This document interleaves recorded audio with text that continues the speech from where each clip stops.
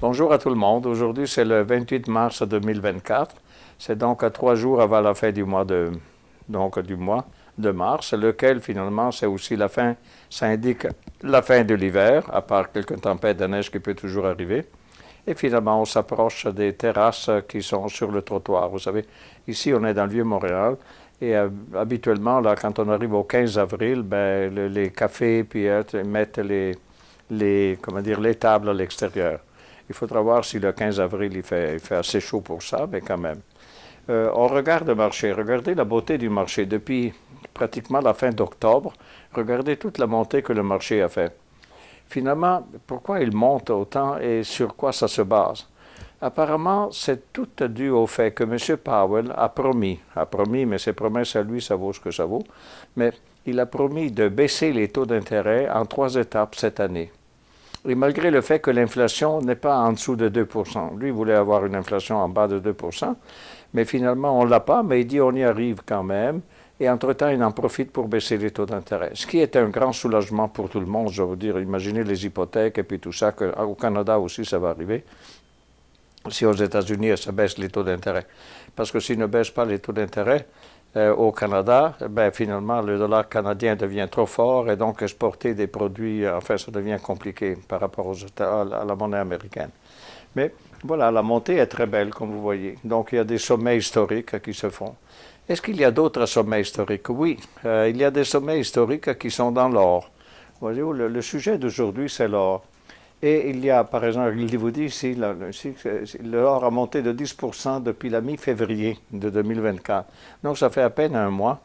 Et puis, pour grosso modo, il est déjà monté. Regardez comment ça, c'est un graphique de l'or à travers les années. Ça commence en 2009. En 2009, eh bien, voyez-vous, il est monté à un certain moment en 1950, ici. Et puis, finalement, il a reculé. Puis, il n'a fait plus rien pendant des années. Puis finalement, rendu ici, en 2019, il a commencé, les moyennes mobiles se sont croisées à la hausse, mais on ne savait pas pourquoi finalement. Puis ça s'est mis à monter. Ça, c'est le COVID. Le COVID, voyez-vous, il a touché 2000 une première fois, quand il avait, à cause du COVID, donc nous sommes en 2020. Après quoi, ben, voyez-vous, 3 fois il touche le 2020, à peu près. Et puis, est-ce que je dis bien 2020? Oui, à peu près. Ou 2000, ouais, c'est ça, 2050 et tout ça. Et puis finalement, récemment, très récemment, vous regardez la flambée qu'il fait. Ça, il est rendu au-delà de 2200 l'once. Est-ce que c'est quelque chose d'intéressant? Je dois vous dire, moi, je connais l'or depuis peut-être 50 ans, comme du point de vue comme produit à investir et puis tout ça. Et je dois vous dire que malgré la grande montée qu'il a fait, finalement, l'or, il est toujours plus bas de ce que c'était sa valeur, ce pouvoir d'achat, enfin, finalement, ce qui était le prix de l'or en l'an 1980. En 1980, on a eu l'or qui était à 800 dollars US l'once. Eh bien, Gary va vous montrer, finalement, de la Banque du Canada, il va vous montrer qu'est-ce que c'était 800 dollars en 1980. Aujourd'hui, ça prendrait, à cause de la dévaluation de la monnaie, au-delà de 3000 dollars en 2024. Donc, même s'il est à 2200 et tout le monde dit « Oh, ça monte, ça monte, ça monte », mais c'est encore plus bas de qu'est-ce que c'était en termes de monnaie, de pouvoir d'achat de la monnaie, de qu'est-ce que c'était en 1980. Donc, c'est un peu une illusion, à mon avis. Mais pourquoi, d'un coup, ça se met à monter? Vous savez, l'or, ça ne rapporte rien. C'est beau à voir, ça fait des bijoux, ça fait tout ça, mais est-ce que c'est vraiment une chose qui permet de protéger les avoirs? Il y a sûrement des gens qui croient à ça, mais dans les années, mettons, comme moi je connais les années 75, 80 et tout ça, on regardait alors comme vraiment un refuge. On pensait que les monnaies, ça valait plus rien, puis enfin tout ça, c'était l'or, l'or, l'or. Et tout le monde faisait, par exemple, on pouvait avoir un compte en francs suisses parce que le franc suisse avait 70% de la monnaie qui était, comment dire, soutenue par de l'or dans la banque centrale. Il y avait la monnaie hollandaise aussi qui était comme ça. Il y avait la monnaie libanaise qui était comme ça. Donc il y avait un engouement pour des devises que finalement étaient soutenues par l'or. Alors que notre devise à nous, canadienne et américaine, était une devise qui était devenue fiat money, comme on dit, c'est-à-dire une monnaie fiduciaire. On n'a pas, encore aujourd'hui, c'est comme ça, seulement que les générations changent naturellement. Et ce qui était une grande nouveauté dans les années, mettons, 79, 80, tout ça, cette fiat money, en réalité, aujourd'hui, tout le monde s'est habitué à ça.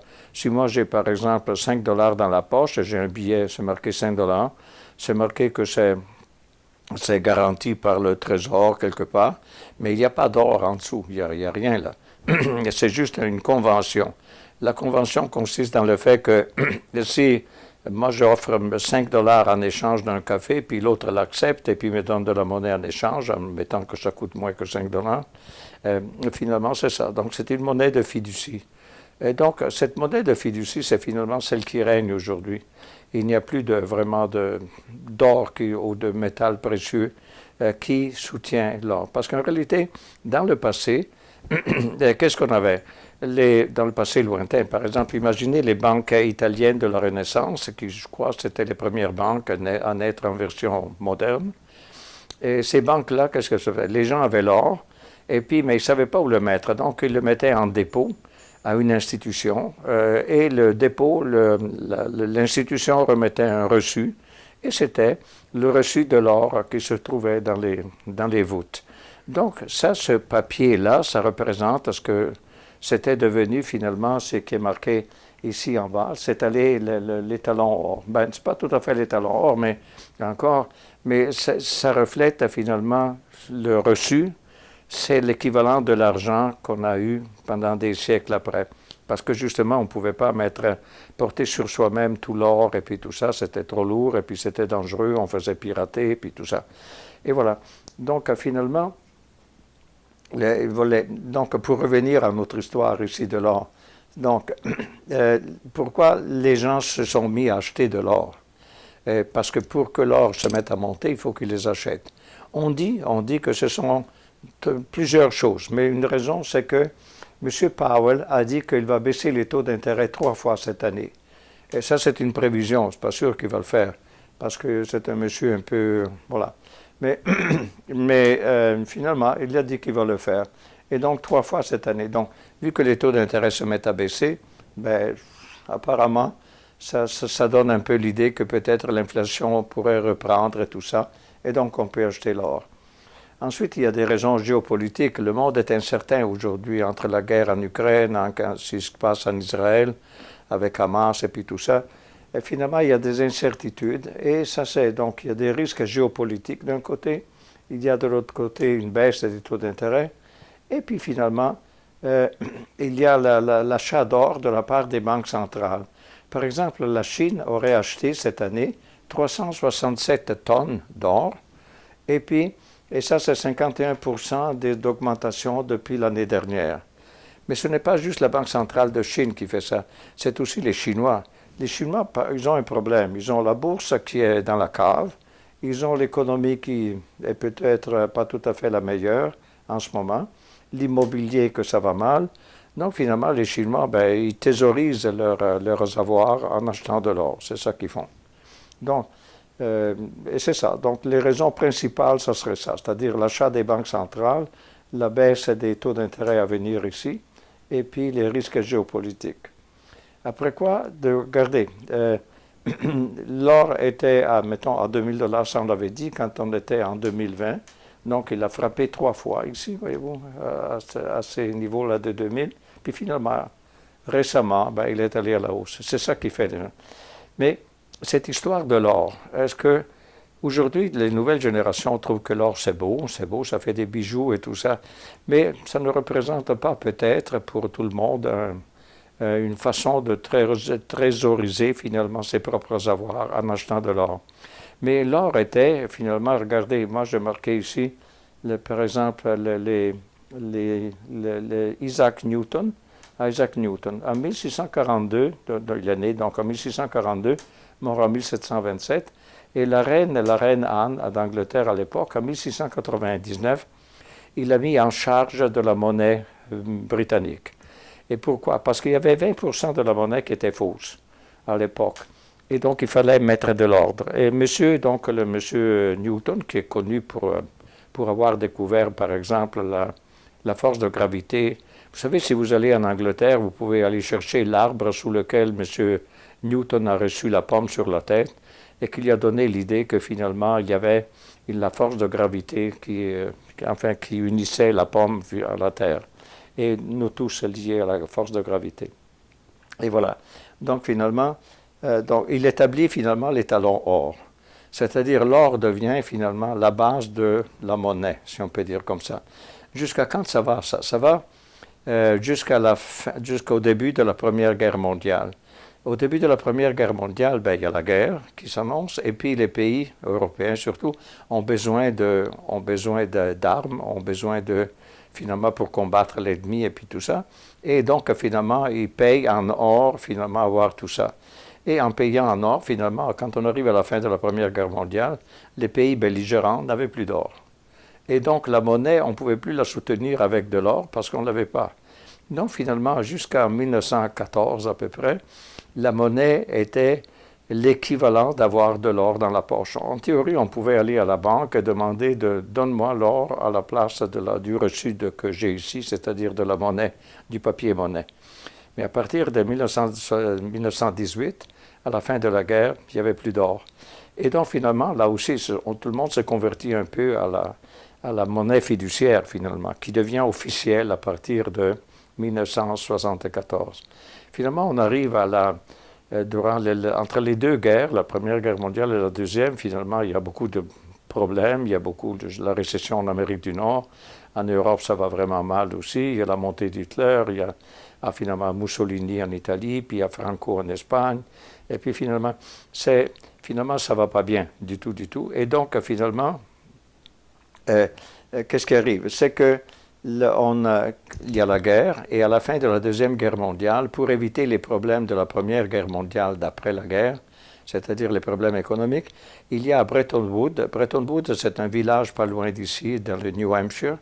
Et puis, c'est là qu'ils se sont réunis les grands de l'économie de l'époque, en 1944, et pour préparer le monde à l'économie, qu'est-ce que ça sera à la fin de la guerre. Déjà, on entrevoyait la fin de la guerre, on entrevoyait que les Alliés étaient les vainqueurs, et donc il s'agissait de préparer ça. Et donc l'accord de Bretton Woods était basé sur le dollar US comme suprématie de monnaie.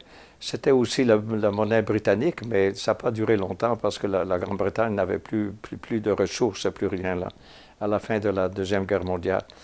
Tandis que les États-Unis étaient pleins d'or parce que pas mal de pays mettaient l'or en refuge, si vous voulez, aux États-Unis. Et donc, les États-Unis sont pleins d'or et finalement, l'idée, c'est de faire une monnaie qui est le dollar US, mais qui est baquée, soutenue par de l'or. Et l'or était à l'époque fixé à 35 $ l'once. Naturellement, il y en a eu ce qu'on appelle, regardez, les années glorieuses, les 30 années glorieuses. Moi, personnellement, je les ai vécues, et parce que je suis un enfant de la Deuxième Guerre mondiale, même avant la Deuxième Guerre mondiale, j'étais déjà là quand la guerre a été déclarée. Et puis finalement, les 30 années glorieuses vont de 1945, la fin de la guerre, à 1974. Et l'accord de Bretton Woods a été superbe parce que ça a permis d'avoir relancé l'économie dans les pays. Sans rentrer dans les détails de tout ça parce que c'est fascinant finalement de voir tout ça. Moi-même, personnellement, j'ai vu tout ça. J'ai vu tous ces changements, le progrès que les pays européens, je viens d'Europe, et qu'on pouvait avoir en Europe comme progrès en très peu d'années. Et c'était grâce au fait qu'on avait fixé finalement les taux de change, on avait fixé la quantité, l'or était donc à 35 $ l'once et tout ça. Seulement qu'avec les années, finalement, l'or, finalement, tout allait bien. Après les 30 ans ici, voyez-vous, à partir de 1974, l'accord de Bretton Woods déjà est périmé depuis 1 an, 2 ans, 3 ans. Et M. Nixon avait mis fin à l'accord de Bretton Woods, donc l'or s'est mis libre de se mettre à fonctionner. En même temps, les devises étaient libres de fluctuer, parce qu'avant, elles n'étaient pas libres de fluctuer. Le dollar canadien, par exemple, de mémoire, était 92 cents US par dollar canadien. Et donc, c'était fixe. Il y avait 4, je ne sais pas, marques allemands pour $1 US, et ainsi de suite. Donc, les monnaies avaient un taux de change fixe. Mais quand on arrête l'accord de Bretton Woods, l'or se met à flamber. D'abord, il avait déjà commencé à flamber. Et puis il devient libre finalement, et donc il monte, il monte, il monte. Mais en même temps, ben, les devises, on ne sait pas trop c'est quoi qui arrive à ces devises-là qui ne sont plus avec l'or, et puis c'est la naissance donc de la monnaie fiduciaire, comme on dit.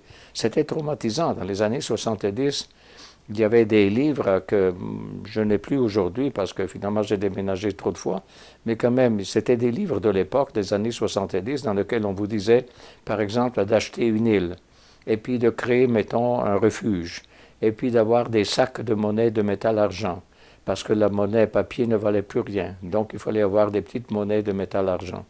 Et ainsi de suite. C'était vraiment la panique de l'époque. Finalement, finalement, l'étalon or est fini donc depuis pas mal d'années. Et finalement, on se crée finalement finalement un nouveau monde complètement. Finalement, dans tout ça, naturellement, il y a des gens qui thésauriser l'or en pensant que c'était refuge. Mais au fur et à mesure que les générations des années 70 disparaissent, et il y a les nouvelles générations, ces nouvelles générations sont de moins en moins sensibles à l'or. Non, finalement, c'est pour ça la surprise de voir l'or qui monte. Ça reste que, comme je vous dis, les raisons sont là pour laquelle elle est montée. Est-ce que ça va durer, ça ne va pas durer? D'abord, n'oubliez pas qu'il devrait être à 3 000 $, au moins pour être égal à 800 $ l'once, comme c'était en 1980. Donc, malgré le fait qu'il est à 2200 actuellement, comme si c'était un triomphe, en réalité, c'est encore moins de ce que c'était en équivalent en 1980. Et voilà, c'était juste pour vous parler de l'or aujourd'hui. Donc, bonne fin de journée.